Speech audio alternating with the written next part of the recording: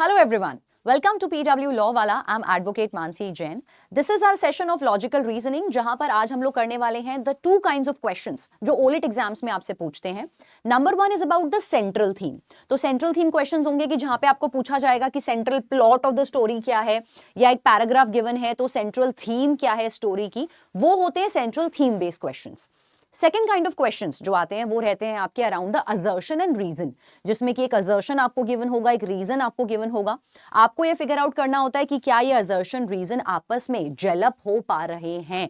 तो ये two kinds of questions हम करने वाले हैं. Let's start with assertion and reason and first of all central theme questions. तो सेंट्रल थीम वाले क्वेश्चंस में आपका काम होता है ये फिगर आउट करना कि आपको सेंट्रल आइडिया निकालना है उस पैसेज उस बेसिकली उस पैराग्राफ का जो आपको यहाँ पे पेपर सेटर ने दिया है. तो वो एक unifying element of the story होता है जो कहानी के पात्र, घटनाओं और स्टोरी को साथ में जोड़ता है. तो मतलब it does not have to be only about the characters कि आपने स्टोरी के कैरेक्टर से रिलेटेड सेंट्रल थीम निकाल दी कि इस मूवी में काजोल से शाहरुख खान शादी करना चाहता था तो ultimately they live happily ever after. ये सिर्फ कैरेक्टर रिलेटेड स्टोरी है तो कैरेक्टर नहीं होना चाहिए. कैरेक्टर, प्लॉट जो इन सब चीजों को बांधे और मेन कैरेक्टर को, वो आपका बन जाता है द प्लॉट और the central theme, the connecting dots between all the elements in the story. तो central idea can be best described as the dominant impression जो universal है, generic है और ultimately story पर बिल्कुल fit बैठ रहा है. तो that is the central idea. Central idea जब भी आप फाइंड आउट करोगे, जब भी आपको ऐसा क्वेश्चन आए कि सेंट्रल थीम निकालनी है, सेंट्रल आइडिया निकालना है, तो आपके दिमाग में क्या क्या चीजें, पॉइंटर्स हैं जो याद रखने बहुत जरूरी हैं.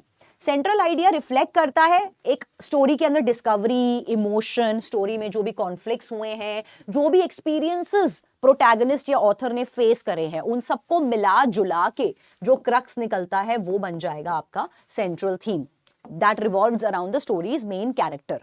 इसमें सारी कमेंट्रीज होती हैं जितना भी काम है स्टोरी में, और ह्यूमन एग्जिस्टेंस क्यों है, अगर ह्यूमन एग्जिस्टेंस पे स्टोरी है तो ह्यूमन एग्जिस्टेंस के बारे में क्या बताना चाहता है ऑथर, उसको लेके ये सपोर्टेबल होने चाहिए. इंटरप्रिटेशन जो होती है वो एक greatest percentage of the story को कवर करनी चाहिए. मतलब जो आपका करेक्ट सेंट्रल थीम है उसमें मोर और लेस पूरी कहानी का एक सार होना चाहिए, वो बन जाता है आपका सेंट्रल थीम. अब इस केस में अगर हम लोग यहाँ पे बात करें सिंड्रेला स्टोरी की, सभी ने सुनी है सिंड्रेला स्टोरी कि एक रात she went to the ball, वहां पे उनका शूज रह गया, वो घर पहुंची और उसके बाद प्रिंस उनको ढूंढते ढूंढते आए और उनकी शादी हो गई. तो अगर इस केस में हम ये बोलेंगे कि इस स्टोरी का सेंट्रल थीम क्या है, तो एक पुअर सेंट्रल थीम कुछ इस तरह से होगा. Why it is poor? क्योंकि इसमें लिखा है कि सिंड्रेला की कहानी का सेंट्रल थीम होना चाहिए Cinderella is the story of a poor servant girl who overcomes the cruelty of her family and lives happily after with a prince charming. तो ये वाला जो सेंट्रल आइडिया है ये सिर्फ सिंड्रेला की स्टोरी पर फोकस कर रहा है कि उसकी लाइफ में A to Z तक ये चीजें हुई, लेकिन वो एक बिगर पिक्चर में क्या चीज पे फोकस करना चाह रहा है वो यहाँ सेंट्रल थीम नहीं है. ये स्टोरी का, आई वुड से ये स्टोरी का कंक्लूजन है. और ये ध्यान रखने वाली बात है, conclusion is not equal to central theme. तो अब एक बेस्ट आइडिया क्या होना चाहिए था सिंड्रेला स्टोरी की है अगर हम बात करें, it would be the story of Cinderella actually reveals that people who are kind, yes she was kind, the people who are patient, she was patient all through her life क्योंकि she was doing all the jobs and everything, all the odd jobs of the houses, often rewarded, such people are later on rewarded with the good deeds in life. मतलब कि कर भला तो हो भला, although ऐसा जिंदगी में लोगों के साथ होता नहीं है, बट जब कह रहे हैं तो ये सेंट्रल आइडिया लेके चलते हैं कि सिंड्रेला स्टोरी का तो सेंट्रल आइडिया ये था कि उसकी कहानी से हमें ये सीख जानने को मिली. तो मतलब एक स्टोरी का थीम और क्रक्स और मॉरल ऑफ द स्टोरी आपका ये होगा एक गुड सेंट्रल आइडिया.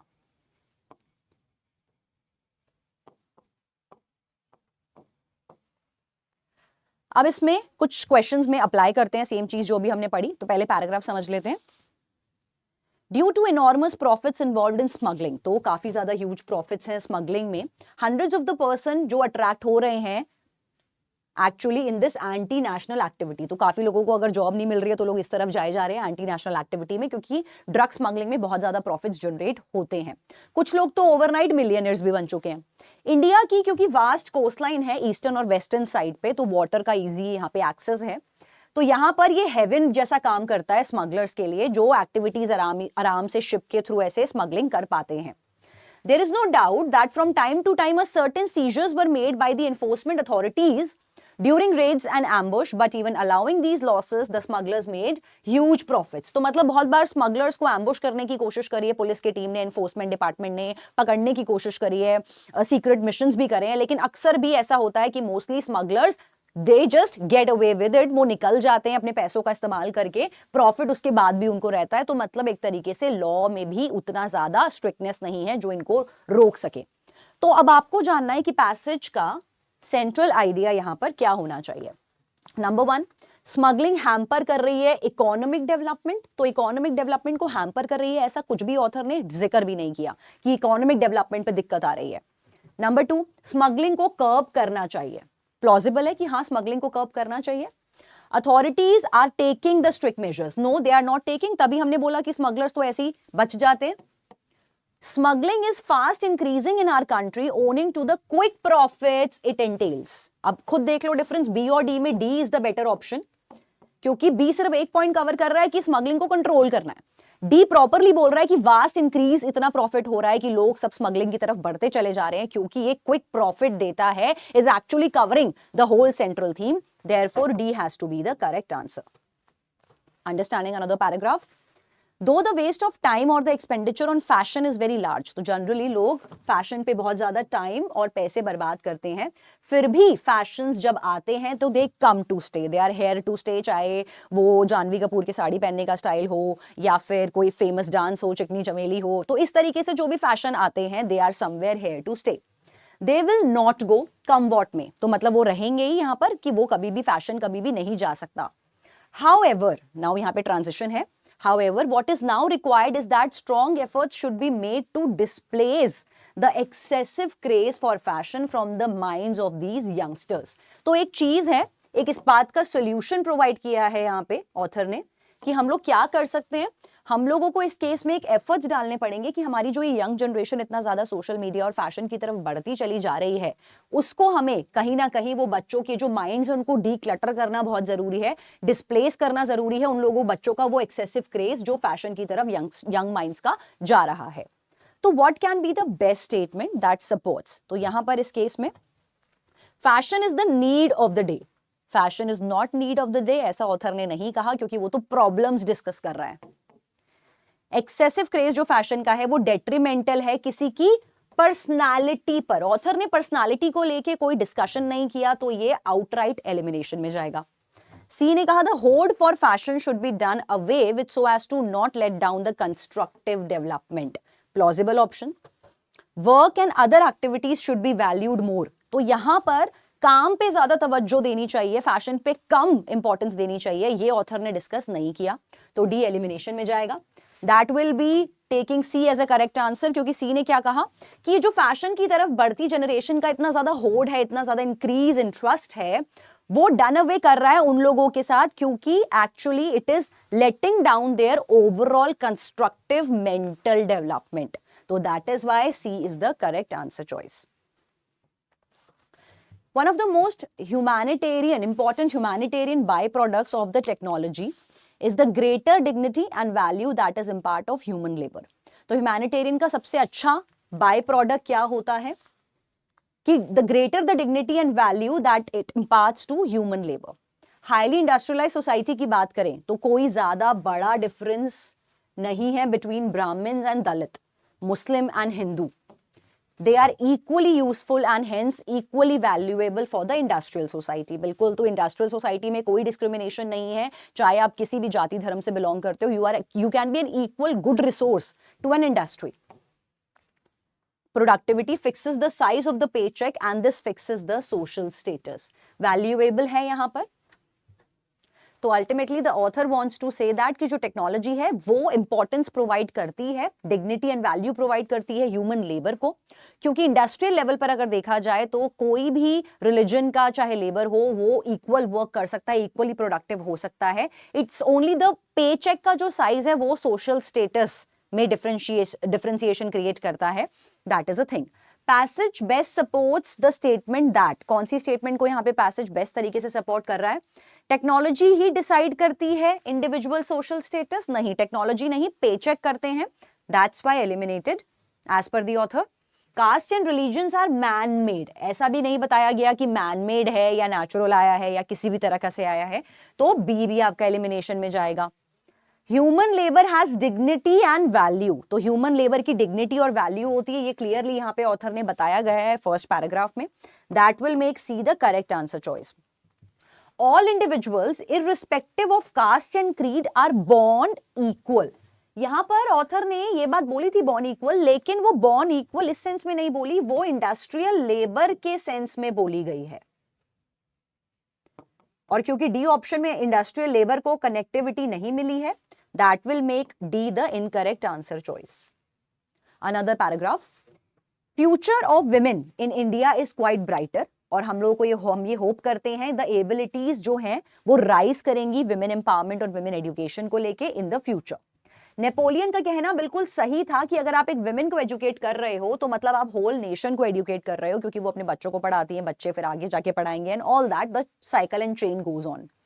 क्योंकि एक कंट्री जहां पर ऑलमोस्ट 50% पॉपुलेशन फीमेल है, वहां पर वो कंट्री कभी भी राइज नहीं कर सकती जब तक विमेन का इक्वल कंट्रीब्यूशन नहीं होगा with the women literacy rate.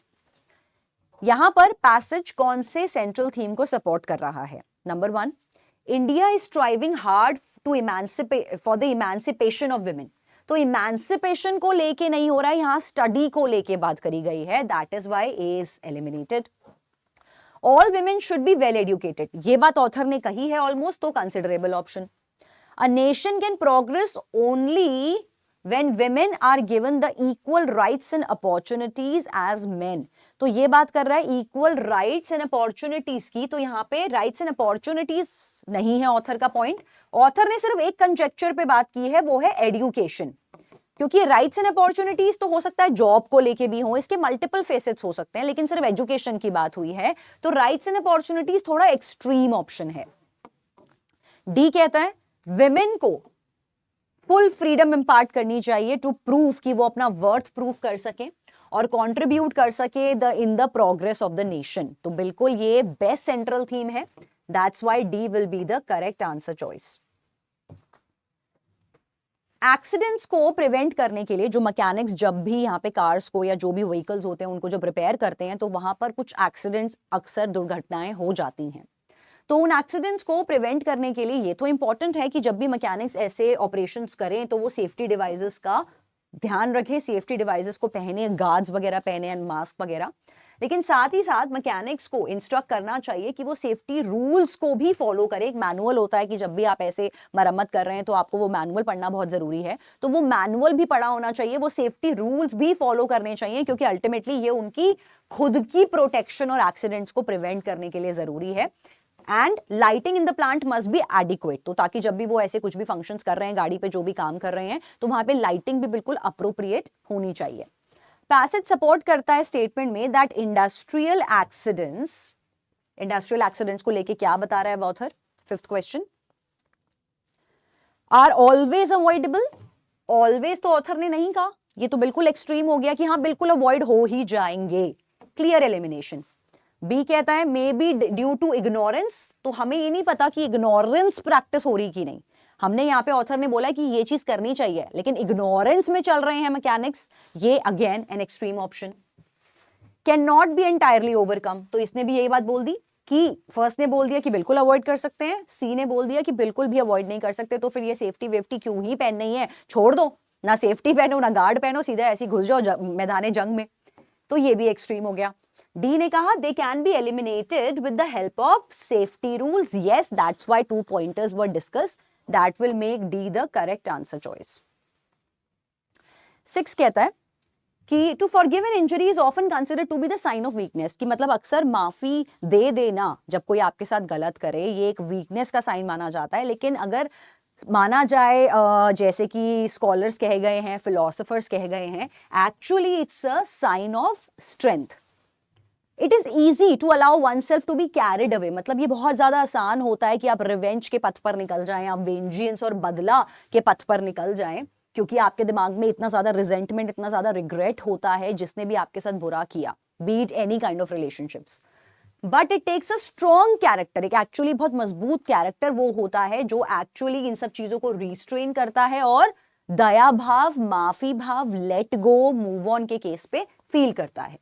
The man who forgives an injury, जो इंसान एक्चुअली में माफी देता है, कहते हैं उससे बड़ा कोई नहीं होता, तो एक्चुअली में the person who forgives the injury is actually superior, वो इंसान ज्यादा अच्छा, ज्यादा बड़ा है, जो कि एक्चुअली अगर उससे इंसान से कंपेयर करें कि जिसके साथ रॉन्ग हुआ है और उसने सामने वाले के साथ बदला लेके उसका भी बुरा कर दिया है।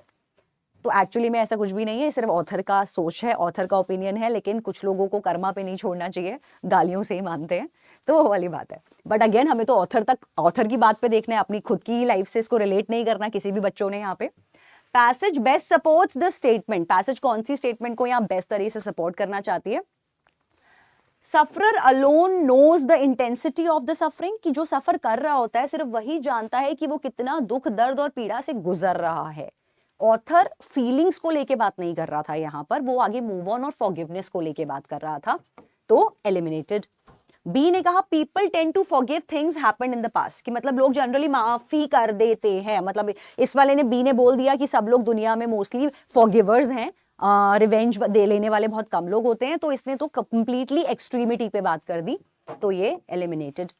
सी कहता है natural passions are difficult to suppress, जो इंस्टिंक्ट होती हैं, जो नेचुरल पैशंस होते हैं वो डिफिकल्ट होते हैं, मतलब उस तरीके का जो गुस्सा होता है, ऐसे वाले भाव को आप सप्रेस नहीं कर सकते हो, ये भी ऑथर ने नहीं कहा। मर्सी, आगे आंसर करेक्ट वाला, forgiveness, mercy is the noblest form of revenge, की सबसे ज्यादा बेस्ट रिवेंज होता है कि आप किसी को माफ कर दो, उसको अपने हाल पर छोड़ दो। Industrial exhibitions play a major role in countries economy, जितने भी इंडस्ट्रियल एग्जीबिशंस होते हैं यहाँ पर, चाहे वो इंडस्ट्री के इक्विपमेंट्स को लेके हो, कार्स के एग्जीबिशंस हो, वो अल्टीमेटली नेशन की इकोनॉमी को और ज्यादा फ्लरिश करते हैं, क्योंकि ऐसे एग्जीबिशंस रेगुलरली, अभी हमने देखा भी दिल्ली में हो रहे हैं, उससे हमें ये जानने मिलता है कि हमारा खुद का समवेयर सम टेक्नोलॉजिकल फ्रंट्स पर कि हम लोग लेस एडवांस्ड हैं इंडस्ट्रियल प्रोग्रेस को लेके in comparison to the major players in the world, कि अगर हम यूके, यूएस, रशिया को देखें तो वो एक्चुअली पवेलियन सेंटर्स बन चुके हैं ग्रेटेस्ट अट्रैक्शंस के, क्योंकि इंडस्ट्रियल टेक्नोलॉजी में वो काफी आगे हैं। तो पैसेज बेस्ट सपोर्ट करता है स्टेटमेंट को about the industrial exhibition. Industrial exhibition को लेके ऑथर का क्या टेक है? A greatly taxes poor economies, greatly taxes the poor economies. तो ये सिर्फ बात कर रहा है कि पुअर इकोनॉमीज को बहुत ज्यादा हेवीली टैक्स किया जा रहा है, टैक्सेशन को लेके कोई बात नहीं है। Are more useful for the developed countries like USA, exhibitions जो हैं यहां पे बोल रहा है कि वो सिर्फ टैक्स दे रहे हैं पुअर कंट्रीज को बहुत ज्यादा।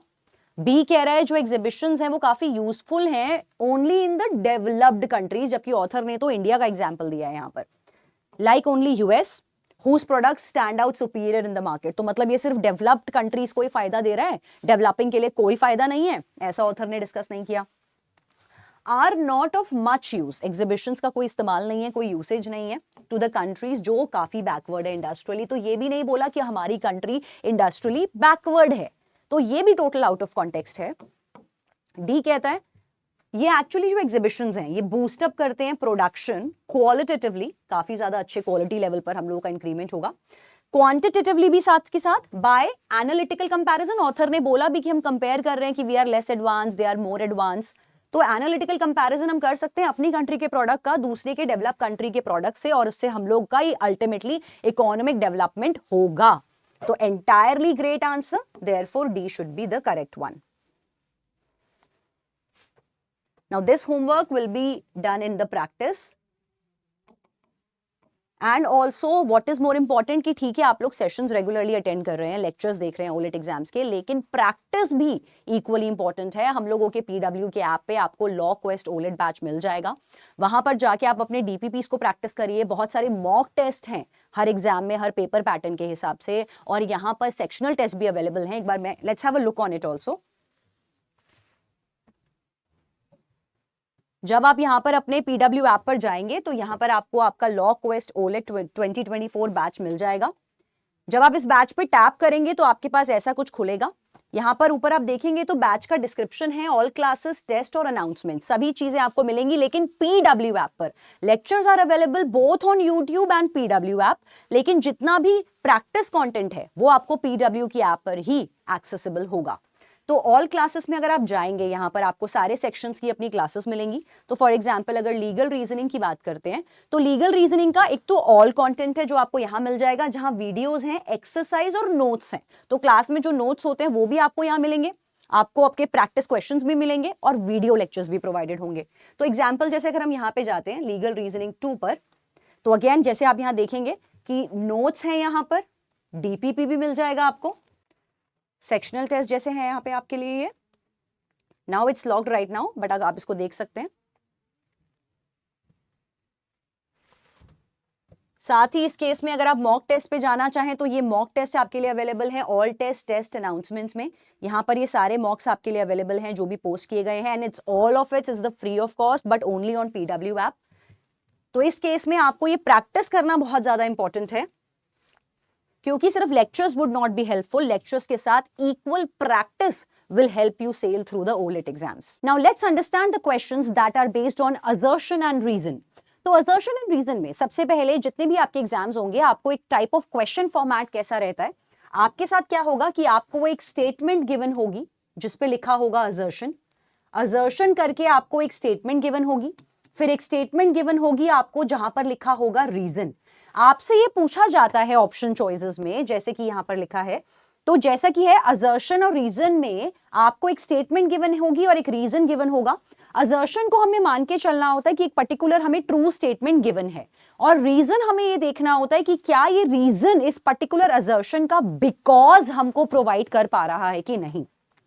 तो टू स्टेटमेंट में कनेक्टिविटी कॉर्ड है या नहीं। ऑप्शंस कुछ ऐसे गिवन होंगे, तो जैसा पहला ऑप्शन कहेगा कि बोथ द स्टेटमेंट, जो असर्शन है और जो रीजन है, दोनों स्टेटमेंट ट्रू हैं। तो नंबर 1 आपने ये चेक करना होता है कि क्या दोनों स्टेटमेंट सबसे पहले तो ट्रू हैं, क्योंकि जैसे ही आपको लगता है दोनों स्टेटमेंट में से एक ट्रू है लेकिन एक स्टेटमेंट फॉल्स है, तो ऑटोमेटिकली आपका जो आंसर है वो या तो बन जाएगा असर्शन स्टेटमेंट ट्रू है लेकिन रीजन फॉल्स है।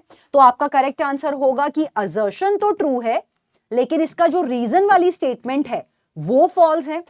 लाइकवाइज एक ऑप्शन होगा जहां पर लिखा होगा कि असर्शन की स्टेटमेंट फॉल्स है लेकिन रीजन की स्टेटमेंट ट्रू है।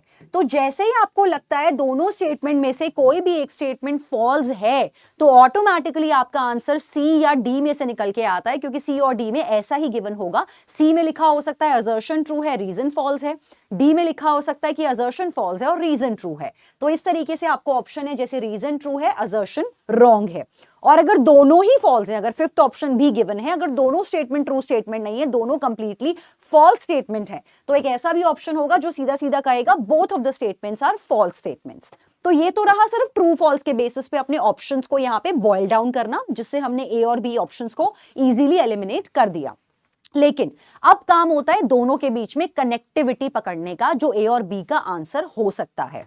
तो ए ऑप्शन ये कहता है कि आपको लगता है असर्शन भी ट्रू है, रीजन भी ट्रू है, और ये जो रीजन स्टेटमेंट है वो बिल्कुल करेक्ट एक्सप्लेनेशन दे रही है, बिल्कुल करेक्ट बिकॉज दे रही है। अगर असर्शन का रीजन होता है बिकॉज, ऐसा क्यों है, असर्शन में अगर कुछ लिखा है उसका बिकॉज, अगर मैं बोल रही हूं असर्शन कहती है कि we face many climates all year round, और रीजन है because earth rotates around the sun, earth revolves around the sun, तो यस इसका यही रीजन है, क्योंकि अर्थ सन के आसपास रिवॉल्व करती है, इसीलिए कभी समर्स होते हैं कभी विंटर्स होते हैं, तो ये रेवोल्यूशन इसका रीजन है। तो ये बिल्कुल करेक्ट रीजन है, तो आंसर हो जाएगा ए। दोनों स्टेटमेंट ट्रू हैं और जो रीजन है वो बिल्कुल करेक्ट एक्सप्लेनेशन है। लेकिन अगर आपको लगता है दोनों स्टेटमेंट माना, ट्रू स्टेटमेंट तो है, लेकिन इसका रीजन ये ट्रू नहीं है, रीजन तो है लेकिन ये ट्रू एक्सप्लेनेशन नहीं है, ये करेक्ट एक्सप्लेनेशन नहीं है, तो उस केसेस में आंसर चला जाता है B. Now let's apply the strategy on few examples. पहला क्वेश्चन कहता है mountains on the moon are way taller than Mount Everest. तो जो मून पे माउंटेन्स बने हुए हैं वो काफी टॉल है अगर हम उनको माउंट एवरेस्ट से कंपेयर करें। इसका रीजन हमको क्या दिया गया है, force of gravity is stronger on earth than on the moon. Yes, that's a correct answer. दोनों स्टेटमेंट पहली बात तो ट्रू स्टेटमेंट है, तो क्योंकि दोनों स्टेटमेंट ट्रू हैं, ऑटोमेटिकली 1 ट्रू 1 फॉल्स वाले ऑप्शंस आपके सबसे पहले एलिमिनेट हो जाएंगे, तो आपका सी डी ई एलिमिनेट हो गया। ए कहता है असर्शन रीजन दोनों करेक्ट हैं और रीजन इसका करेक्ट एक्सप्लेनेशन है। Yes, that is the correct answer, क्योंकि यहाँ पे अर्थ का ग्रेविटी इतना स्ट्रांग है तो वो उतना ज्यादा हाइटन पे नहीं जा पाते माउंटेन्स, जबकि मून पे फ्लोट भी करते हो सकते हैं, दैट इज वाई उनकी हाइट इतनी ज्यादा होगी। That is why A will be the correct answer choice. Understanding another example, Humans have evolved from an ape-like species of primates. तो जैसा कि कहते हैं कि अर्ली ह्यूमन बीइंग जो था वो ऑलमोस्ट एप या आई वुड से मंकी जैसा दिखता था कुछ कुछ, तो एप की ही वो भी स्पीशीज हैं। तो ये पहला बोलता है कि ह्यूमंस हम इवॉल्व हुए हैं, सबसे पहले जो पुराने ह्यूमंस थे, अर्ली ह्यूमंस जो थे वो एप जैसे दिखते थे। Yes, that's a true statement. Second बोलता है there are many fossils that support the theory of evolution in the case of humans. तो ये सेकंड भी बिल्कुल ट्रू स्टेटमेंट है कि ऐसे बहुत सारे फॉसिल की स्टडी हुई है, जितने भी फॉसिल फ्यूल्स हैं या फॉसिल्स हैं, तो फॉसिल्स की स्टडी हुई है जिससे ये पता चला है कि हम ह्यूमन इवॉल्व हो गए हैं, मतलब पहले हम कुछ और दिखते थे और अब हम कुछ और दिखते हैं, एवोल्यूशन हुआ है हमारा फिजिकली भी मेंटली भी। तो यस, ये वाली स्टेटमेंट भी ट्रू है। तो क्योंकि दोनों स्टेटमेंट ट्रू हैं, ऑटोमेटिकली हमारा सी और डी एलिमिनेट हो जाएगा, क्योंकि सी ने कहा असर्शन ट्रू है, रीजन फॉल्स है, डी ने कहा स्टेटमेंट एंड असर्शन फॉल्स है लेकिन रीजन ट्रू है, तो दोनों एलिमिनेट हो गए क्योंकि दोनों स्टेटमेंट अपने आप में ट्रू है, कोई भी इसमें से फॉल्स नहीं है।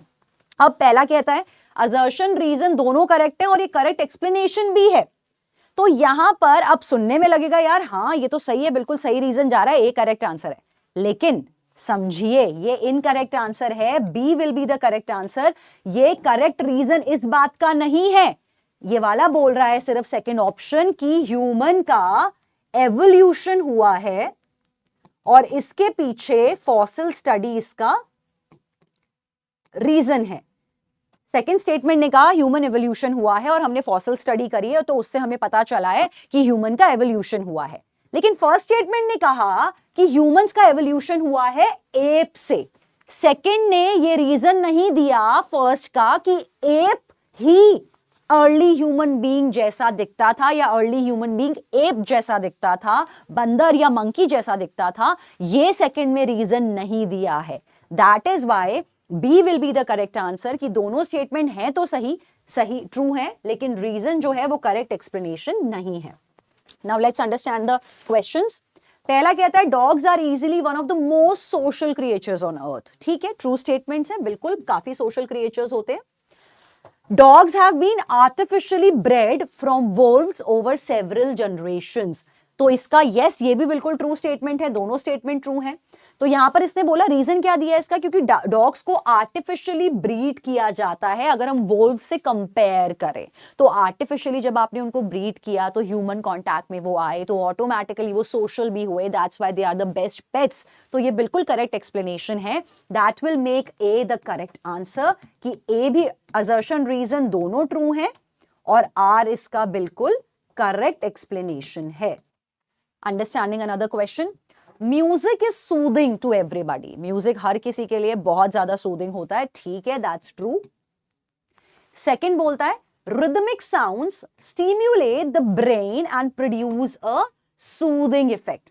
तो ये जो रिदमिक साउंड्स होती हैं वो स्टिम्युलेट करती हैं ब्रेन को और सूदिंग इफेक्ट देती हैं।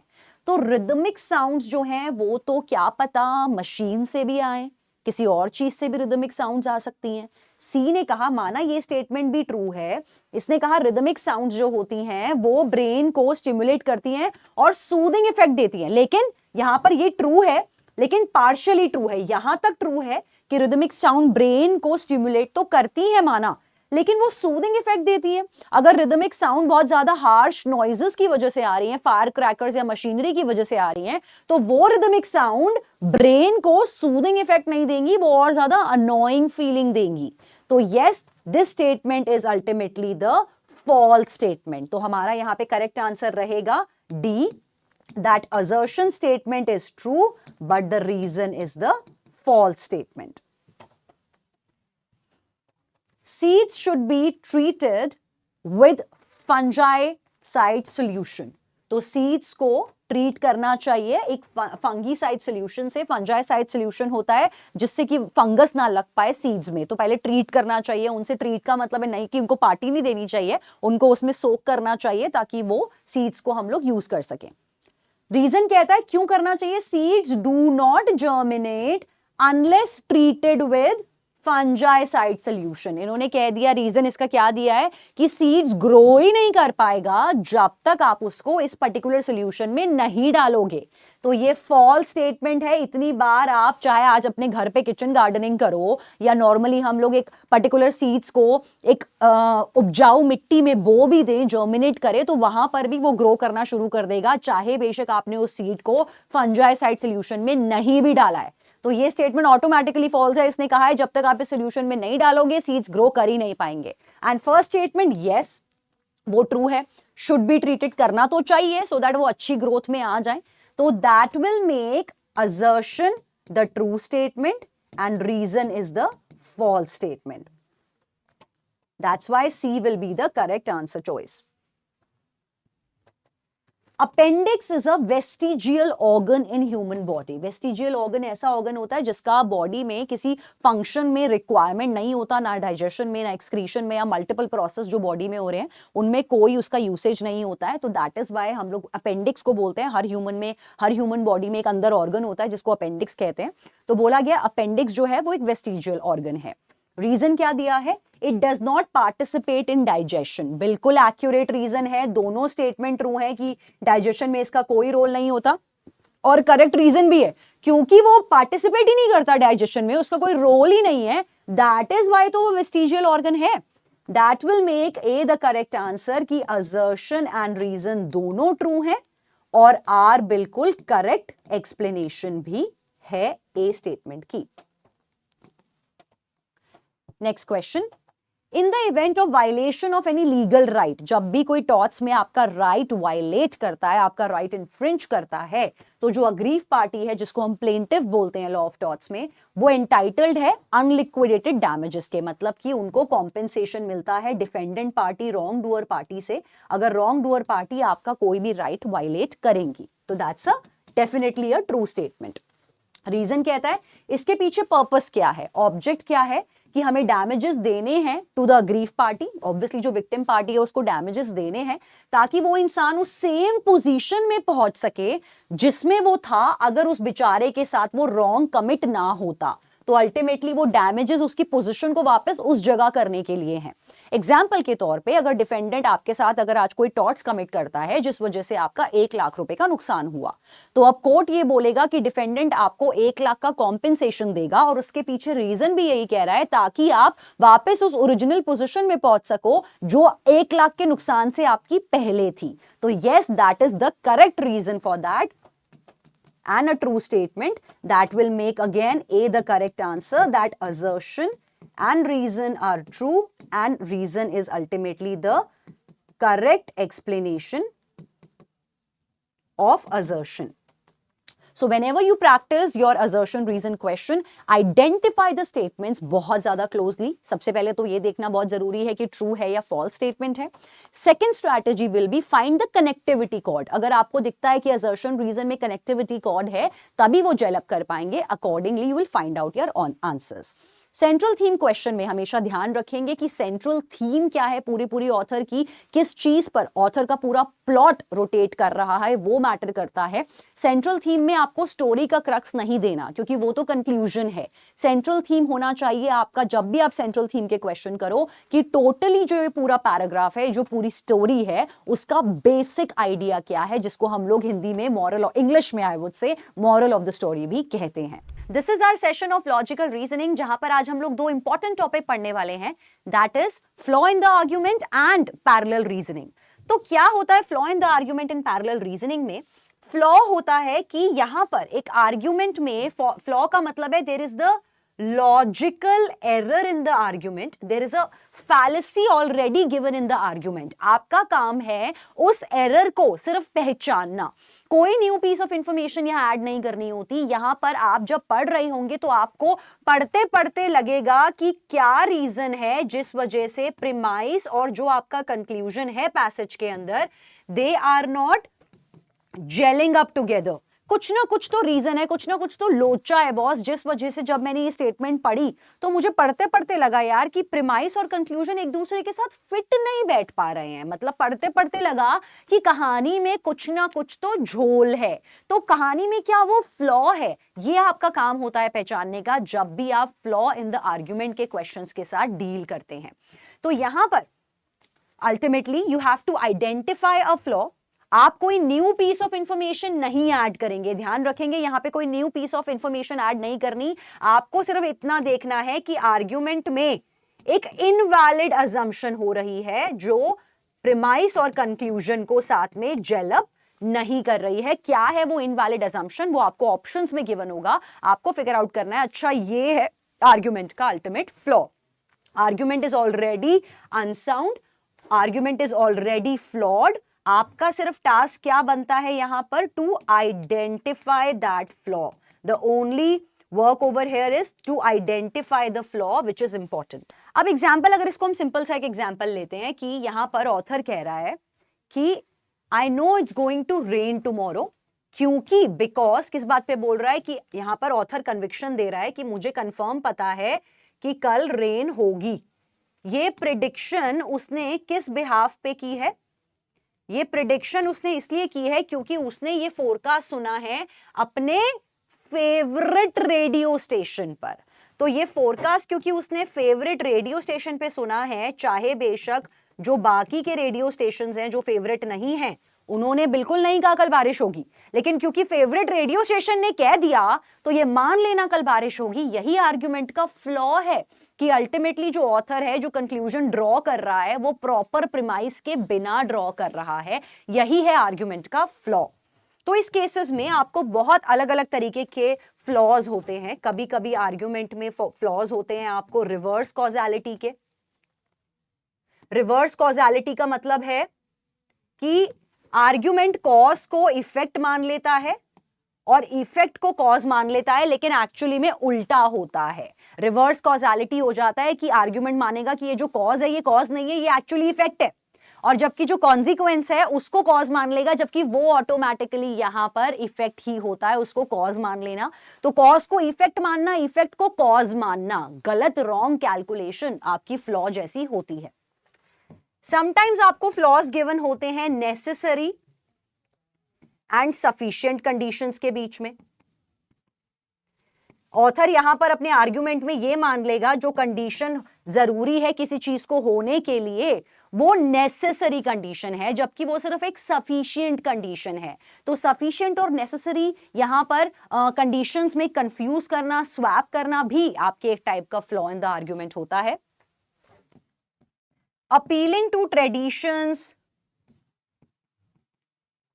Custom, opinion is also the kind of flaw. जैसे यहां पर अभी फेवरेट टीवी चैनल का हो रहा था, तो मतलब कि आर्ग्यूमेंट ये कह रहा है कि हम ये बात को इसीलिए मान रहे हैं क्योंकि हमें नहीं पता इसके पीछे लॉजिक क्या है, लेकिन इसके बाद इस बात को बड़े बूढ़े कह के गए हैं, तो जी हमको तो ये चीज करनी है। फॉर एग्जाम्पल, जैसे लोग सिंपल सा बोलते हैं कि बिल्ली ने रास्ता काट दिया तो उस रास्ते से नहीं जाना चाहिए, तो हम सिर्फ अपील कर रहे हैं। ये फ्लॉड आर्ग्यूमेंट है क्योंकि इसके पीछे कोई रैशनल है, कोई लॉजिक नहीं है। So that is why appealing to tradition, custom, opinion are also kind of the flaws that argument offers. Now let's understand the flaw argument through the basis of examples. First question, clearly हमने देखा during the past 2 years, पिछले 2 साल में हमने देखा कि country की employment situation has been improving. तो मतलब लोगों को job वगैरह मिल रही है, unemployment condition सुधर रही है। Studies ने ये बोला कि number of people जो अनएम्प्लॉयड थे, जो एक्टिवली जॉब्स को ढूंढ रहे थे, वो डिक्रीज हो गए हैं। तो इन्होंने ये चीज टोटल नेट नेट कंक्लूजन कैसे निकाला कि अनएम्प्लॉयमेंट में सुधार है, क्योंकि जो लोग जॉब सर्च कर रहे थे, जब उनका डाटा निकाला तो जॉब सर्च में लोगों के हमें कटौती देखने को मिली है, डिक्रीज देखने को मिला है। तो क्योंकि लोगों ने जॉब सर्च करना बंद कर दिया है या कम कर दिया है, इस बात से ये मान लेना कि अनएम्प्लॉयमेंट सुधर गई है, यही आर्ग्यूमेंट का फ्लॉ है। क्या पता लोगों ने थक हार के निराश होकर जॉब ढूंढना बंद कर दिया, क्या पता लोग बिजनेस में स्विच कर गए, क्या पता वो फ्रीलांसिंग मोड में स्विच कर गए। तो सिर्फ इतना मान लेना कि जॉब सर्च में डाउनफॉल आया है, इससे ये सोच लेना अनएम्प्लॉयमेंट सुधर चुकी है, यही है आर्ग्यूमेंट का flaw. Now let's understand by the way of the options also. Presuming without providing justification, बिल्कुल प्रिज्यूम कर रहे हैं जस्टिफिकेशन के बिना कि government at least is partly responsible. तो गवर्नमेंट का रिस्पॉन्सिबिलिटी ऑथर ने कहीं पे डिस्कस भी नहीं किया कि गवर्नमेंट इज पार्टली रिस्पॉन्सिबल और नॉट, क्लियर एलिमिनेटर। यहां पर ऑथर रिलाई कर रहा है एक डेटा में from a period that is too short to justify about the general trend. मतलब ये कह रहा है कि 2 साल का पीरियड काफी कम पीरियड है जस्टिफाई करने में, कैलकुलेशन निकालने में। ऐसा कुछ भी नहीं है, 2 ईयर के पीरियड में भी अगर डेटा एक्यूरेट हो तो बिल्कुल सही इंटरप्रिटेशंस दे सकता है। Fail to take into account the possibility that many unemployed workers, काफी अनएम्प्लॉयड वर्कर्स जो आज भी जॉब ढूंढ रहे हैं, क्या पता वो जॉब ढूंढना ही छोड़ चुके हों ड्यू टू एंजाइटी, स्ट्रेस और एनीथिंग, कि उन्होंने जॉब ढूंढना ही बंद कर दिया है। Yes, that is the correct answer. D कहता है कि अकाउंट में एक बात को कंसिडर नहीं करा, that the governmental efforts reduce unemployment will not be effective in creating the high paying job. तो high paying job, government effort, क्योंकि ऐसा कोई भी डिस्कशन नहीं हुआ, तो ये ऑप्शन क्लियरली बोल रहा है कि भाई मेरे को एलिमिनेट कर दो। Understanding another paragraph. एक स्टडी हुई 436 यूनिवर्सिटी स्टूडेंट्स की, जिसमें पता चला कि जो लोग दिन भर में छोटी छोटी नैप लेते हैं पूरे दिन, suffered from insomnia more frequently than those who did not। मतलब जो लोग दिन भर में छोटी छोटी नैप्स लेते हैं, ये बन गया आपका ऑथर के हिसाब से कॉज। तो इन्होंने कहा कि जो लोग दिन भर में छोटी छोटी नैप लेते हैं उससे क्या इफेक्ट होता है कि लोगों को इंसोम्निया की बीमारी हो जाती है। इंसोम्निया का मतलब है नींद ना आना, स्लीपलेसनेस, कि जो लोग दिन भर में छोटी छोटी झपकी लेते हैं उनको फिर इफेक्ट में क्या हो जाता है, इंसोम्निया की बीमारी हो जाती है। मोरओवर पीपल जो कमर्शियल फिशिंग वेसल्स में काम करते हैं, वो लोग भी देखा जाए तो इरेगुलर स्लीप पैटर्न्स को कर रहे होते हैं, मतलब कि नैप्स लेना या इरेगुलर स्लीप पैटर्न्स को, जिसमें कि फ्रीक्वेंट नैपिंग होती है, और वो लोगों को भी इंसोम्निया से फिर सफर करना पड़ता है। इफेक्ट क्या होता है कि इंसोम्निया उनको हो गया है। तो ये लाइकली क्या बताया, नैपिंग कॉजेज इंसोम्निया। तो मतलब नैपिंग लेना बन गया आपका कॉज, इसका इफेक्ट क्या बताया, इंसोम्निया। तो इसमें अब टोटली क्रिटिसिज्म क्या है, most vulnerable to the criticism का मतलब भी होता है कि आपको फ्लॉ निकालना है कि आर्ग्यूमेंट में क्या क्रिटिसिज्म होने के पूरे पूरे चांसेस हैं। यहां पर आपको सीधा सीधा दिख रहा होगा रिवर्स कॉजेलिटी, एक्चुअली में यही हुआ है। इंसोम्निया तो बॉस कॉज है, लोगों को ऑलरेडी इंसोम्निया की बीमारी है, इसी चक्कर में उसका रिजल्टेंट आउटपुट क्या निकल रहा है कि लोगों को दिन भर में छोटी छोटी झपकी आती है और रात को नींद नहीं आती, क्योंकि इंसोम्निया की बीमारी ऑलरेडी है, वो कॉज है, उसका इफेक्ट है कि दिन में नैप्स आ रही हैं। तो यहां पर presuming without providing that university student suffer from insomnia more frequently than to the members of general population. तो ये कुछ नहीं बात कर रहा, सिर्फ जनरल पॉपुलेशन और स्टूडेंट्स को कंपेयर कर रहा है। प्रिज्यूम कर रहा है all the instances of insomnia have the same cause. पहली बात तो बहुत सारे इंस्टेंसेस इंसोम्निया के डिस्कस भी नहीं हुए, तो एक्सट्रीम ऑप्शन है, ये भी एलिमिनेशन में जाएगा। यहां पर fails to provide the scientifically respectable definition of napping, ये सीधा सीधा बोल रहा है नैपिंग की ना एग्जैक्ट डेफिनेशन नहीं दी, बाय साइंटिफिक डेफिनेशन देनी चाहिए थी, क्लियर एलिमिनेटर। डी ने कहा कि ये पॉसिबिलिटी नहीं ली कि एक्चुअली डे टाइम वाला जो नैपिंग है वो अल्टीमेट इफेक्ट है और इंसोम्निया उसका कॉज है, तो रिवर्स कॉजालिटी में ये फ्लॉ बन गया। That will make D the correct answer. Politician कहते हैं सपोज कि मान के चलो सेंसरशिप रॉन्ग है, सेंसरशिप जो बुक्स में होती है, मतलब या फिर आप मान के चलो मूवीज में होती है, सेंसरशिप का मतलब है जो भी content up to the viewership नहीं सही है उस कंटेंट को काट दिया जाएगा, डिलीट कर दिया जाएगा, तभी वो बुक्स या मूवीज या सीरियल्स बाहर पब्लिश किए जाएंगे। तो मान के चलते हैं सेंसरशिप अपने आप में गलत है, as modern liberals tend to believe. तो उसके हिसाब से ये उसने एक असर्शन लेके चली कि मान लो कि सेंसरशिप गलत है। तो इस हिसाब से एक एक्टर अगर किसी पिक्चर में कोई रोल प्ले करने के लिए मना कर रहा है क्योंकि जो फिल्म है वो ग्लैमराइज कर रही है ऐसा पॉइंट ऑफ व्यू जो कि अबोरेंट है to actor, would be morally wrong. तो इन्होंने कहा कि अगर कोई भी एक्टर किसी मूवी में किसी रोल को डिक्लाइन कर रहा है, इसके पीछे रीजन कि मूवी का point of view is not matching with the actor का पॉइंट ऑफ व्यू। एक्टर के पॉइंट ऑफ व्यू से सपोज कि वो मूवी वुमेन एम्पावरमेंट को लेके है, वो एक्टर वुमेन एम्पावरमेंट में नहीं मानता, तो वो मूवी का रोल डिक्लाइन कर सकता है कि मुझे इस मूवी में पार्ट नहीं लेना। ये अल्टीमेटली एक गलत बात है, ऑब्वियसली बिल्कुल गलत बात है। आप एज एन एक्टर है अपना प्रोजेक्ट करिए even if you do not agree with the point of view, तो ये ऑब्वियसली मॉरली गलत है। But this conclusion is absurd, obviously conclusion absurd है। इट फॉलोज, अब अल्टीमेटली क्या बोला गया, ultimately censorship is not after all wrong in itself. तो एक एग्जाम्पल दे दिया और उसके बाद नेट नेट क्या बोला, तो क्योंकि ये चीज गलत है उस केस में, तो उस केस में अल्टीमेटली सेंसरशिप भी अपने आप में is not after all wrong in itself, की सेंसरशिप गलत नहीं है। तो क्योंकि वहां पर जैसे बोला है एक्टर का एग्जांपल देके उससे इसको फालतू में जोड़ दिया, कोई कनेक्टिविटी कॉर्ड भी नहीं दी और अल्टीमेटली बोल दिया, जबकि सेंसरशिप और किसी मूवी में रोल प्ले करना दोनों ही अनरिलेटेड इश्यूज हैं। तो यहां पे बोला कि सेंसरशिप भी भाई इसलिए गलत नहीं मानी जाएगी।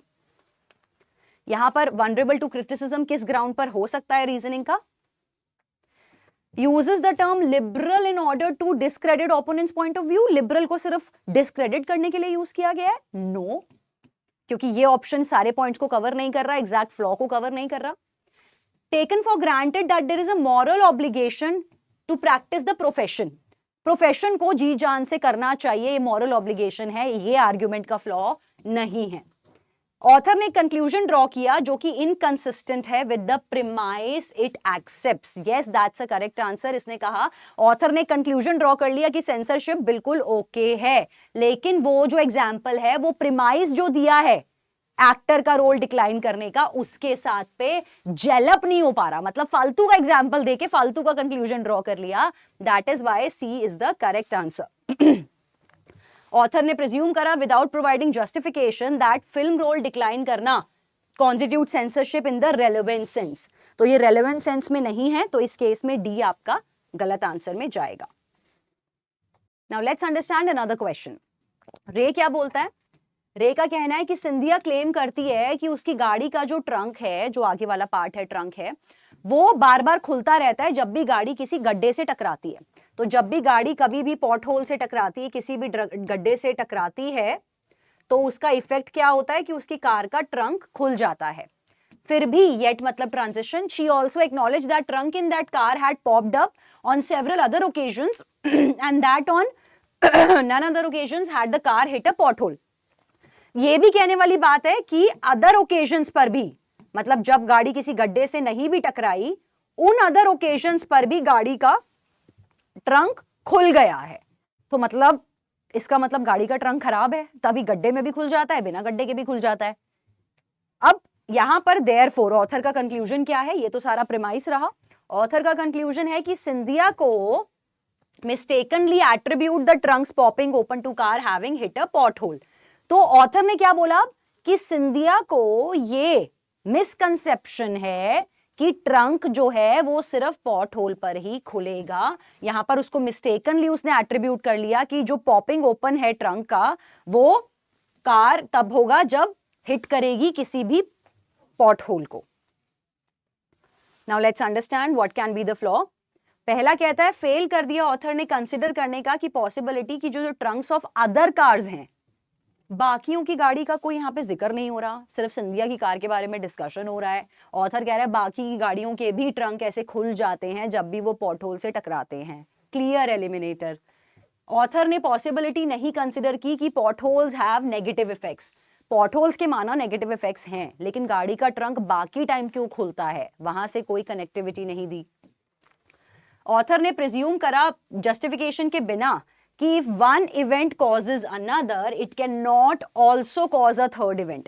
थर्ड इवेंट यहाँ पे कोई डिस्कशन नहीं हुआ, तो थर्ड इवेंट वर्ड यूज करने की वजह से ये एलिमिनेशन में जाएगा। ऑथर ने कंसिडर नहीं की पॉसिबिलिटी कि one type of event, what is one type of event, popping of trunk, ये जो एक टाइप का इवेंट है ये अलग अलग तरीकों से भी हो सकता है, मतलब कभी पॉट होल की वजह से, कभी किसी और वजह से, पर ये तो होगा। ऑथर ने ये बात नहीं कंसिडर करी, वो सिर्फ पॉट होल की थ्योरी पर ही फिक्स रह गया। That will make D the correct answer choice. Understanding another question.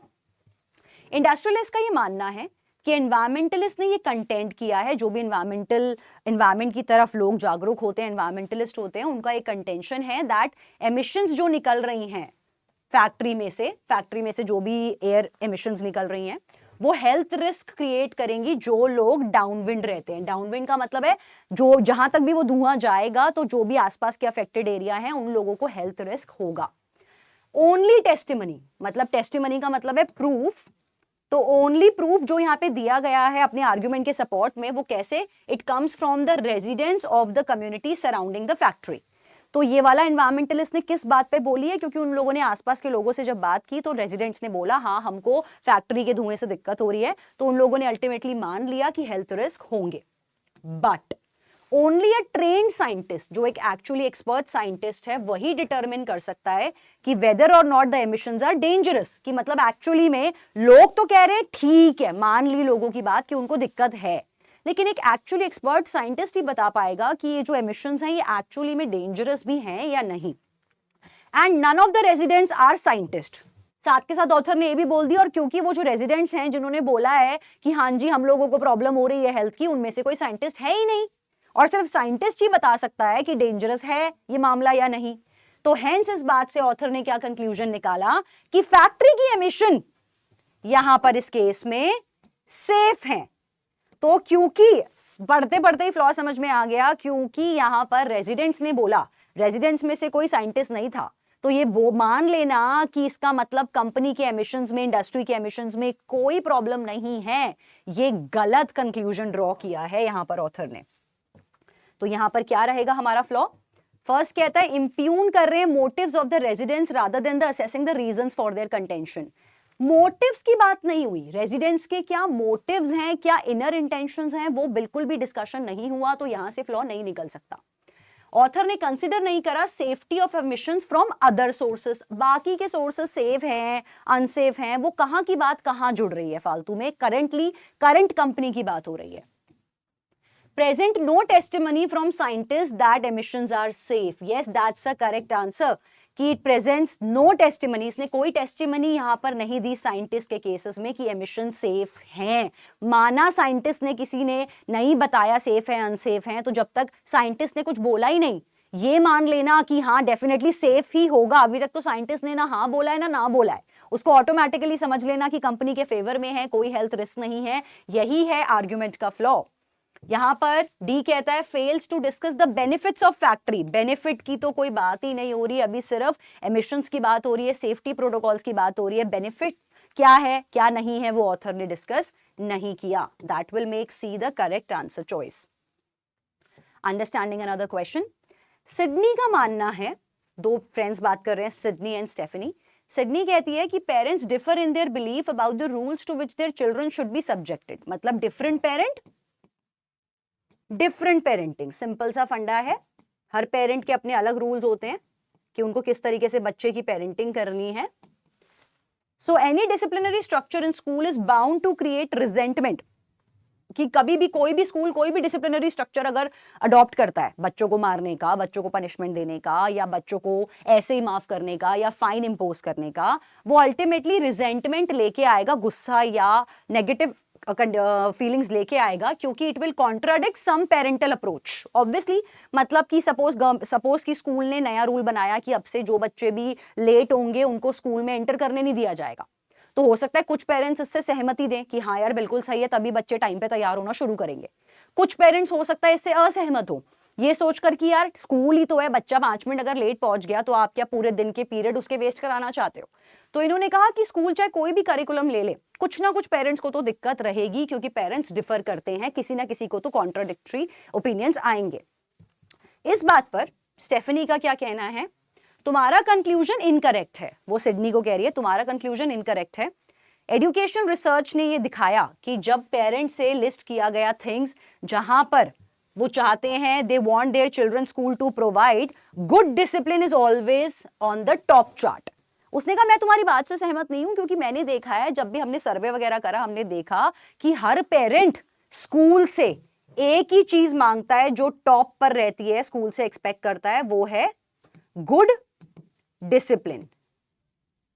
तो यहां पे पढ़ते हुए ये फ्लॉ समझ में आ रहा है कि सिडनी इस टाइम पे पता है क्या बोलती जब ये डायलॉग आता, कि मैं तेरी बात से सहमत हूं, मैं तो ये बात कह ही नहीं रही कि डिसिप्लिन पेरेंट्स बच्चे के लिए नहीं मांग रहे, मैं ये कह रही हूं हर पेरेंट की डिसिप्लिन की डेफिनेशन अलग अलग है।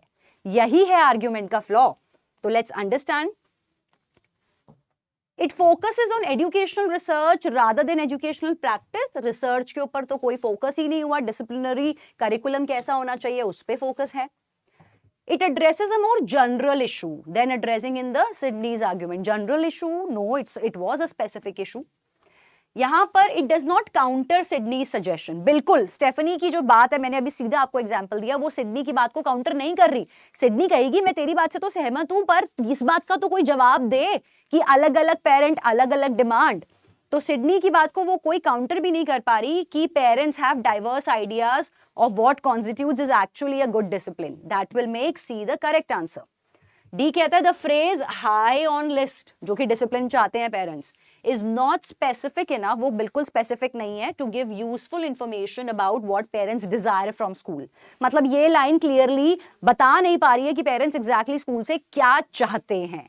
तो ये क्लियरली आपका एलिमिनेशन में जाएगा। That will make C the correct answers. So whenever you are dealing with flaw in the argument questions, आप प्रीमाइस को और कंक्लूजन को बहुत ध्यान से पढ़िए। 99% ऑफ द टाइम पढ़ते पढ़ते ही समझ में आ जाता है कि आर्ग्यूमेंट में फ्लॉ क्या है, फैलेसी क्या है, लॉजिकल एरर क्या है, क्या कारण है जिस वजह से प्रीमाइस और कंक्लूजन एक दूसरे के साथ कॉन्ग्रुएंटली फिट नहीं हो पा रहे, और किस वजह से नहीं फिट होते हैं वो आपको ऑप्शंस में गिवन होगा। And all you need to do is find the correct flaw. Now let's understand the questions on parallel reasoning. This is the second topic that we are going to discuss in today's session. Parallel reasoning के questions में आपसे ये बोला जाता है कि आपको identify करना है आंसर चॉइसेस को, जहां पर आपको जो स्ट्रक्चर क्वेश्चन में गिवन होता है, जो भी स्ट्रक्चर या जो भी रीजनिंग आपको क्वेश्चन के अंदर गिवन होगी, आपको उसका सिमिलर स्ट्रक्चर फाइंड आउट करना रहता है in the option choices. Similar structure अब कैसे बात करें? सिमिलर का मतलब है आइडेंटिकल स्ट्रक्चर, मतलब जो रीजनिंग, जो तथ्य, जो चीजों को एक दूसरे से ज्वाइन करने के जो रीजनिंग गिवन है, अगर कॉज इफेक्ट गिवन है, वो पर्टिकुलर सेम रिलेशनशिप जो चीजों के बीच में आपको गिवन है क्वेश्चन के अंदर, वैसा सेम रिलेशनशिप आपको फाइंड आउट करना है अपने ऑप्शन चॉइसेस के अंदर। अब ये सुनने में थोड़ा थोड़ा एनालॉजी जैसा भी लगता है, क्योंकि एनालॉजी में भी यही था ऑलमोस्ट, आप पैरेलल स्ट्रक्चर निकालते थे पर वहां पे वर्ड्स थे। एनालॉजी की बात करें तो वो भी ओलेट में क्वेश्चंस आते हैं, एनालॉजी बेस्ड क्वेश्चंस। एनालॉजी में हमने सिंपल सा कैसे किया था, अगर मैंने बोला था कि sky is to blue therefore grass is equal to green, तो यहां पर हमने फिगर आउट करा कि स्काई और ब्लू के बीच में रिलेशनशिप क्या है, इनके बीच में स्ट्रक्चर क्या है, and that is about the colour. तो ये सिमिलर स्ट्रक्चर हमको निकालना था, और हमने क्वेश्चन में इसीलिए जब उसको अप्लाई करा तो हमें पता चला ग्रास का कलर ग्रीन होता है, therefore green will be the correct answer. Analogy में ये चीजें होती हैं रिलेशनशिप की वर्ड्स के बीच में। तो वर्ड्स मतलब कभी कभी आपको वोकैबुलरी में भी एनालॉजी के क्वेश्चंस आते हैं, आपको ऐसे पूछा जा सकता है, for example in the I would से एनालॉजी बेस में अगर आपको सपोज सिनोनिम्स गिवन है,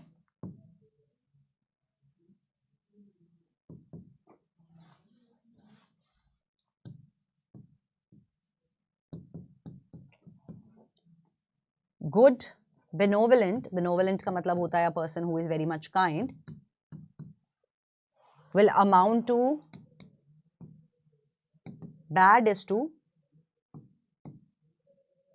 shrewd। तो यहां पे कैरेक्टरिस्टिक्स बताए हैं लोगों के, तो ये वोकैबुलरी में भी एनालॉजी आ सकता है, तो ये होता है analogy.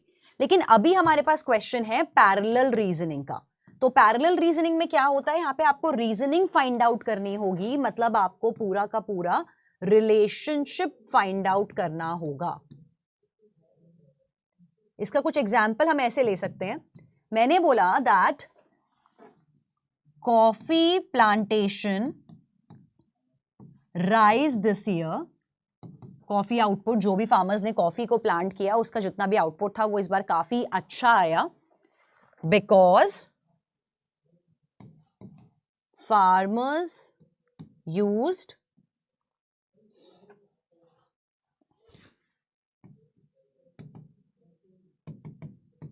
Scientific methods of plantation. अब अगर एक ऑप्शन चॉइस आपको बोला जाता है कि अब ये सिमिलर रीजनिंग, अब यहां पे एनालॉजी नहीं है, वन वर्ड नहीं है, अब आपसे पूछा जाएगा ये सिमिलर रीजनिंग आपको फाइंड आउट करनी है एक ऑप्शन चॉइस के अंदर। तो हमने क्या बोला, अगर आप रीजनिंग को पहले समझो, यहां पर फैक्टर क्या है अपने पास, कॉफी, उसका प्रोडक्शन राइज हुआ क्योंकि हमने एक एड ऑन फैक्टर डाल दिया, वो क्या, साइंटिफिक मशीनरी। तो अब एक करेक्ट आंसर इस केस में ये हो सकता है, pizza sales in a restaurant rose, rise हो गई, काफी ज्यादा बढ़ गई, as chefs added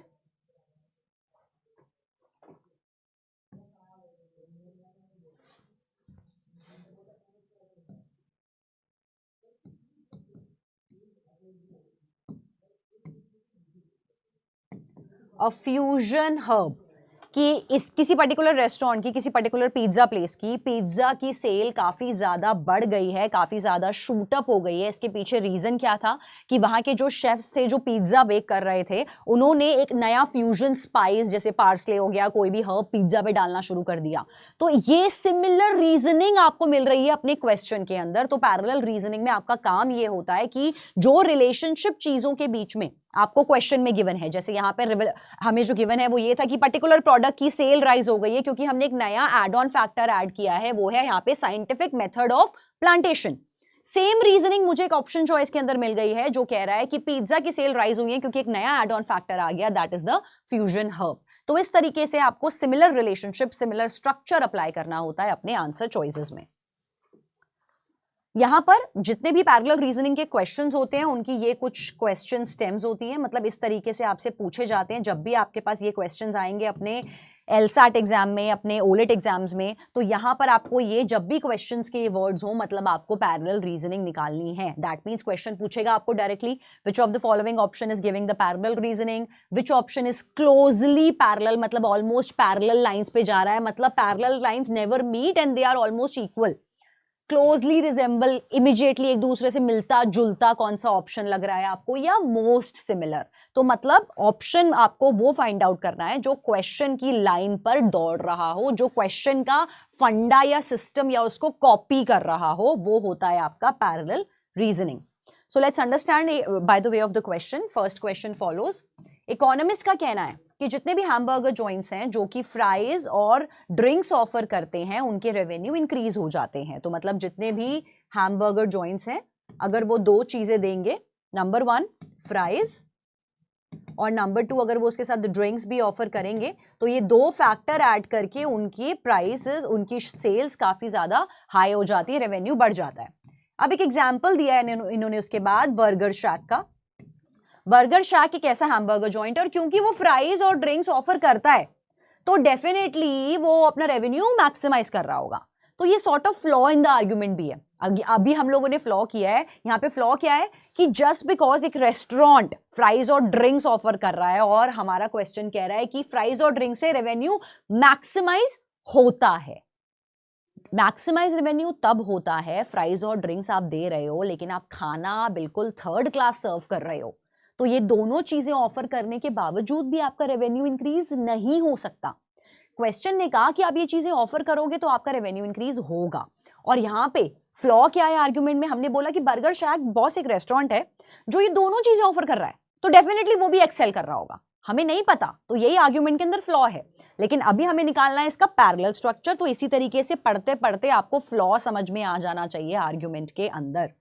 the flawed reasoning is, यहां पर अगेन क्वेश्चन में पेपर सेटर ने बोला है कि फ्लॉड रीजनिंग है, लेकिन आपको निकालना है ऐसी सिमिलर फ्लॉड रीजनिंग कौन से ऑप्शन के अंदर गिवन है। It will never snow unless the temperature is below -40 and there is sufficient humidity. Okay, दो फैक्टर हो गए. स्नो के लिए हमें दो फैक्टर्स दे दिए. नंबर 1 -40 डिग्री टेम्परेचर होना जरूरी है और सफिशिएंट ह्यूमिडिटी भी होना जरूरी है. थर्सडे को सफिशिएंट ह्यूमिडिटी तो थी पर टेम्परेचर उतना नहीं था, तो ये आपका करेक्ट आंसर हो ही नहीं सकता क्योंकि पैसेज ने बोला था बर्गर शैक दोनों चीजें ऑफर कर रहा है. यहां पर ऑटोमेटिकली एक ही चीज, एक ही फैक्टर अवेलेबल है. इन्होंने बोला कि टेम्परेचर -40 नहीं गया था. क्वेश्चन कह रहा था बर्गर शैक दोनों चीजें कर रहा है, ड्रिंक्स भी दे रहा है, फ्राइज भी दे रहा है. यहां एक फैक्टर माइनस हो गया. Incorrect answer choice. Every traffic jam is caused by 2 factors. ठीक है, impatient driving number 1, number 2 available lack of available roads. in the city of San Calistranis there are plenty of available roads and few impatient drivers. अब आप देख रहे हो कि roads भी available हैं और इम्पेशेंट ड्राइवर्स भी बहुत कम हैं, तो ऑटोमेटिकली ये डिस्ट्रॉयर की तरफ जा रहा है क्योंकि यहां पे दोनों ही फैक्टर्स नहीं हैं, तो ये भी आपका इनकरेक्ट आंसर होगा. हर पियानो टीचर को चाहिए clear course of instruction. Number 1 कि उनका medium of theology, medium of teaching अच्छा होना चाहिए. नंबर 2 पेशेंट पर्सनालिटी होना जरूरी है. अब बेवरले आ गया एक एग्जाम्पल, जैसे बर्गर शैक था, उन्होंने एग्जाम्पल दिया था क्वेश्चन में. बेवरले एक पियानो टीचर है, जैसे कि हमने बोला था बर्गर शैक एक हैमबर्गर जॉइंट है जिसके पास दोनों है, जो ड्रिंक्स और फ्राइज दोनों ऑफर करता है. ये इंस्ट्रक्शन भी अच्छी देता है, पर्सनालिटी भी अच्छी है, तो डेफिनेटली ये भी सक्सेसफुल ही होगा. जस्ट बिकॉज उसके पास ये दो क्वालिटी हैं, जैसे आर्ग्यूमेंट में फ्लॉ था कि just because drinks and fries offer कर रहे हैं डेफिनेटली सेल्स शूट अप करेंगी. इन्होंने भी बोल दिया क्योंकि दोनों क्वालिटी हैं बेवरले के अंदर, डेफिनेटली वो बेस्ट पियानो टीचर होगा, चाहे बेशक उसको अच्छे से सुर ताल कुछ पता भी ना हो, लेकिन वो डेफिनेटली पियानो टीचर अच्छा होगा. तो that will make this the correct answer choice. C is the correct one. फिर भी एक बार डी को कंसिडर कर लेते हैं. For a video game to sell well, उसके वीडियो गेम के अंदर दो क्वालिटीज होनी चाहिए. Number 1 memorable character, number 2 lots of action. अब एक एग्जाम्पल आ गया आपके पास. Arkham's revenge is a video game that has been selling well.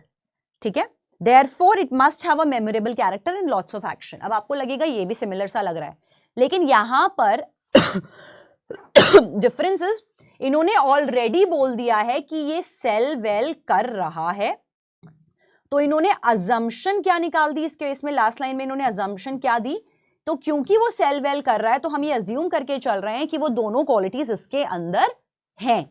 लेकिन क्वेश्चन ने बोला और सी ऑप्शन ने बोला है कि ऑलरेडी क्वालिटी मौजूद है और सेलिंग वाली बात को क्वेश्चन में अज्यूम किया गया है. बर्गर शैक के लिए भी ये बात बोली थी कि ड्रिंक एंड फ्राइज हैं, इसीलिए रेवेन्यू उसका अच्छा जा रहा होगा. पियानो टीचर के लिए भी ये बात बोली कि दो क्वालिटीज हैं, इसीलिए वो सक्सेसफुल होगा.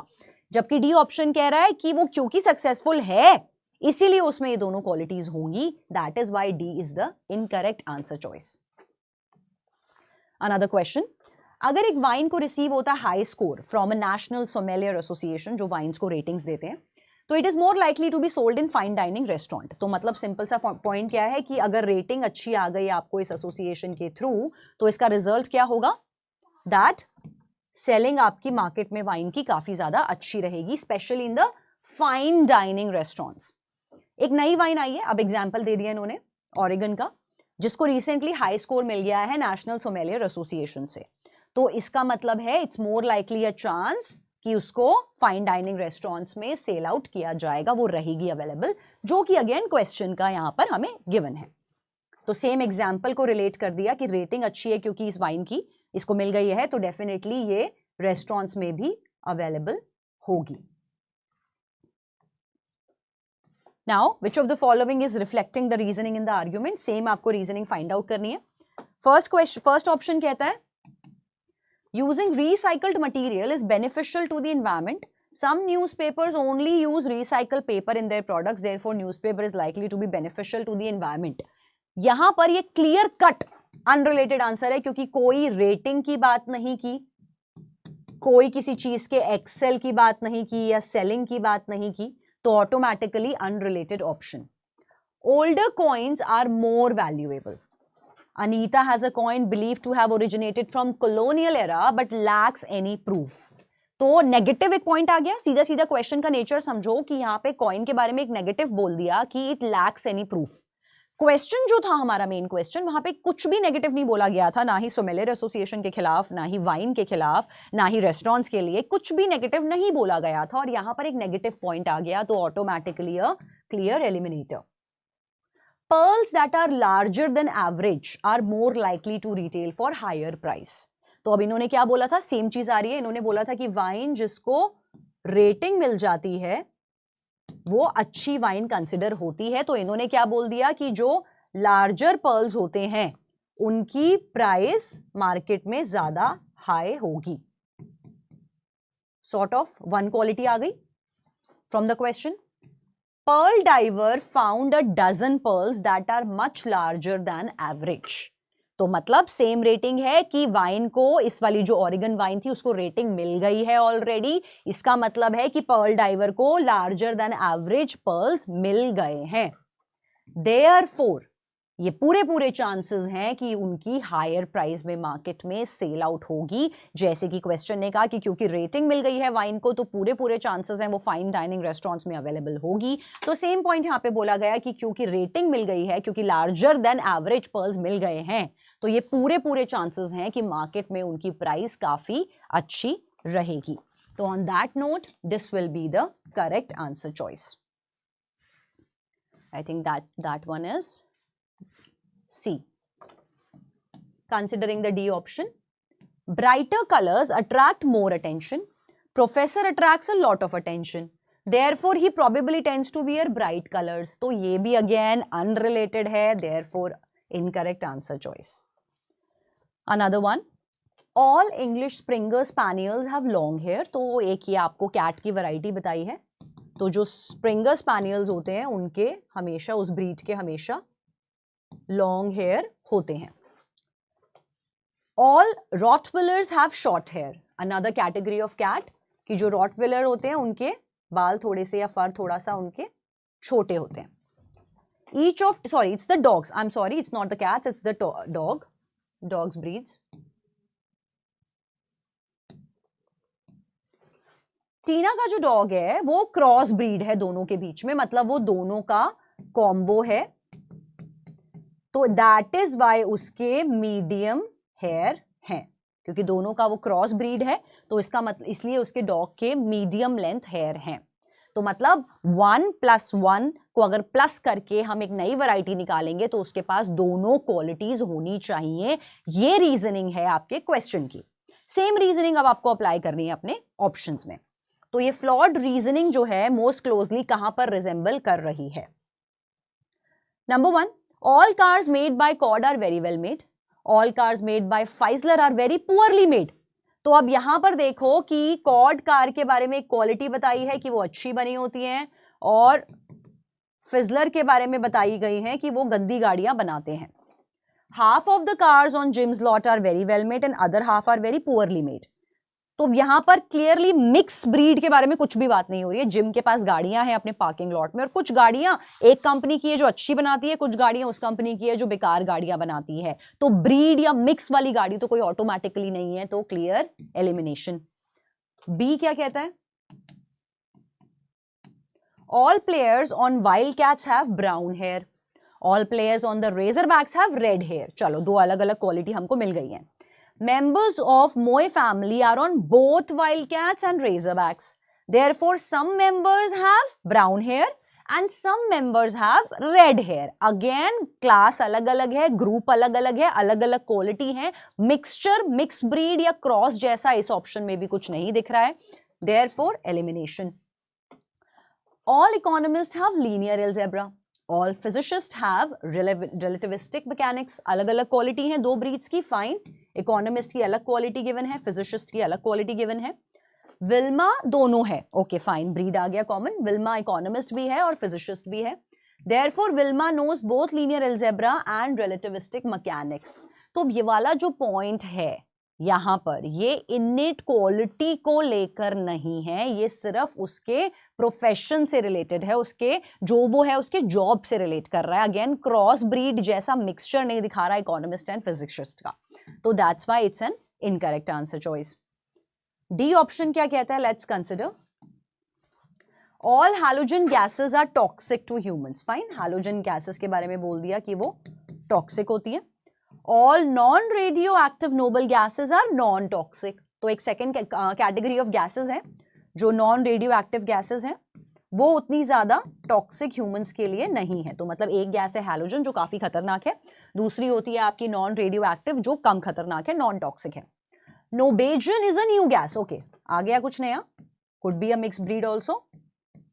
नोबेजन एक न्यू गैस है जो कि मिक्सचर है, ओके, आ भी गया क्लियरली कि ब्रीड है, जैसे कि वहां पर टीना के डॉग्स थे, हैलोजन गैस का और नोबल गैस का। तो इसीलिए नाइट्रोजन गैस जो है वो, उसमें दोनों क्वालिटीज होनी चाहिए, वो हार्मफुल भी होनी चाहिए थोड़ी थोड़ी और नॉन टॉक्सिक भी होनी चाहिए थोड़ी थोड़ी। तो मिडिल जोन क्या निकलता है कि वो मॉडरेटली टॉक्सिक है ह्यूमंस के लिए।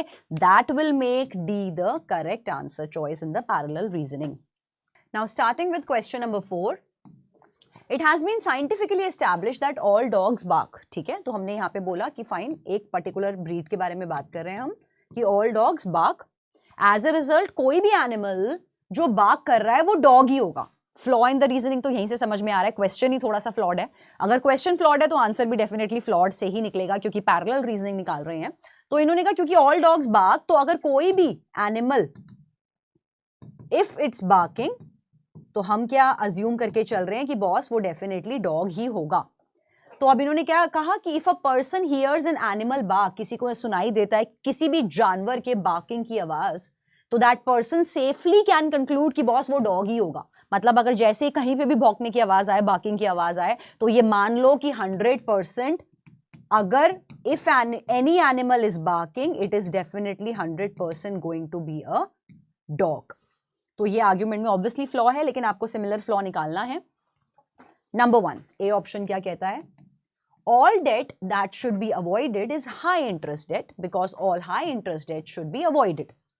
Although सेम लाइन बोली गई है, लेकिन समझ लेते हैं कि जितने भी हाई इंटरेस्ट वाले डेट्स होते हैं उनको अवॉइड करना चाहिए, क्योंकि हाई इंटरेस्ट डेट्स को अवॉइड कर ही देना चाहिए, क्योंकि काफी इंटरेस्ट चढ़ जाता है इंसान के ऊपर, प्रिंसिपल से भी ऊपर अमाउंट पहुंच जाता है। Debt that should be avoided must be high interest debt. Again a repetitive line, again a flaw, जैसा कि क्वेश्चन में गिवन था। If all high interest debt should be avoided, अगर हम सारे ही हाई इंटरेस्ट डेट को अवॉइड करेंगे, if some debt is high interest, कोई हाई इंटरेस्ट वाला डेट बचा भी है, then some debt should again be avoided. तो सिमिलर फ्लॉ आपको यहां पर गिवन है, जैसा कि क्वेश्चन में गिवन है कि अगर कोई भी एनिमल बार्क कर रहा है, इसका मतलब वो डॉग ही है। तो मतलब अगर किसी भी टाइप के इंटरेस्ट को अवॉइड करना है तो वो 100% हाई इंटरेस्ट वाला डेट ही होना चाहिए। That will make A the correct answer choice. Considering the B, only high interest debt is that should be avoided. Debt okay, debt that is too not high interest debt should not be avoided. All high interest debt should be avoided. Debt that is not high interest debt should not be avoided. So the people prefer low debt interest. ये last में यहां पर आके गलत हो गया, क्योंकि लोगों की प्रेफरेंस की बात कर दी जो कि क्वेश्चन में गिवन नहीं थी। That will make be the incorrect one. So these were the questions जो आपके पास आए थे अभी पैरेलल रीजनिंग के और फ्लॉ इन द आर्ग्यूमेंट्स के। ये दोनों टॉपिक पे बहुत ज्यादा बार आपसे क्वेश्चंस पूछे जाते हैं। अगर आप पेपर उठा के देखेंगे एलनैट का, एलसैट का, बाकी के ओलेट एग्जाम्स का, स्लैट का, तो ये पर्टिकुलर टॉपिक्स होते हैं जिन पे बहुत रेकरेंटली आपको लॉजिकल रीजनिंग में क्वेश्चंस मिलते हैं। इनको जितना ज्यादा आप प्रैक्टिस करेंगे तो आपका इसमें एक स्ट्रॉन्ग स्मूथ हैंड हो जाता है कि हाँ किस तरीके से पैरेलल रीजनिंग या फ्लॉ करने हैं। और अगर देखा जाए तो ये क्वेश्चन थोड़े से ईजियर साइड पर भी होते हैं। Little bit practice will make you excel in these kinds of question.